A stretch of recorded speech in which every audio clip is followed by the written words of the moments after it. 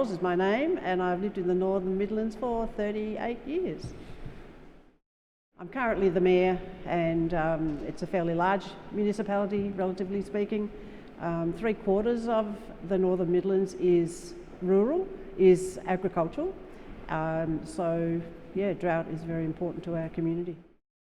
So when I moved to the little town of Rossarden in 1988, the first couple of winters you literally could not walk from one end of the town to the other because of the depth of the snow. Kids had made snowmen and the school bus couldn't come up, so they didn't get to school.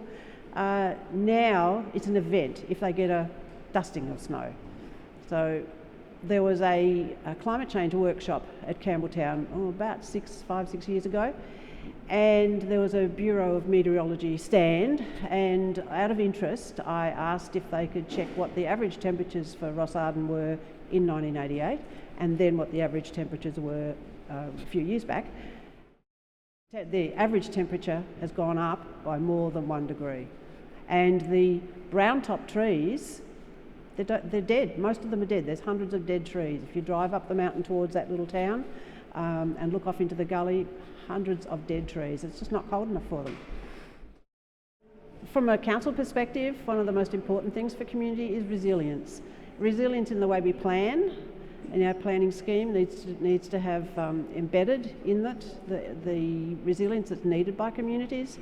Our infrastructure, so the way we build our roads, our bridges, our water resources, how we direct the water because we get quite a bit of flooding because we're very, very flat, and supporting community. And one of the ways of supporting communities have workshops like this, where we can bring farmers, businesses, local residents, people together to give their idea of what they think that would work in their community. Yes, drought doesn't just stay on farms. It does affect the whole community, our businesses, our residents, our community well-being, how people feel about how they're living, what they're coping with, and building resilience in those communities is extremely important. Well, as a region, our councils work together. We work together under NTARC, and we have several good programs where we share knowledge, we share experience, and we together work out what works best.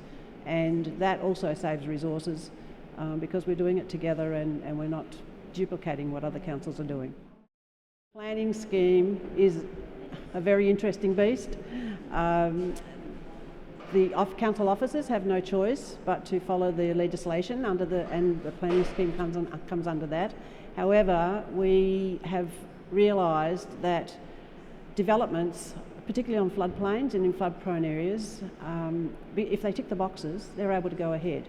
So the local government association is lobbying on our behalf to have some of those rules changed, because it's totally inappropriate to permit the building of a house where it's known to flood. And so that particular development I'm thinking of was able to go ahead. But it's crazy because on the mainland they've had to move whole towns because of flooding. The impacts of flood, drought, fire create stress. Stress is on each community, how they're going to deal with what they've got left, how they're going to deal with the immediate impact of a fire. So we've got quite thickly forested areas, setting up emergency evacuation centres, working with other services. Droughts just impacts just as much, but in a different way. It doesn't stay just on farms. It's our businesses, our residents, our community well-being. It's all affected when it does have a ripple effect when we're all in this together.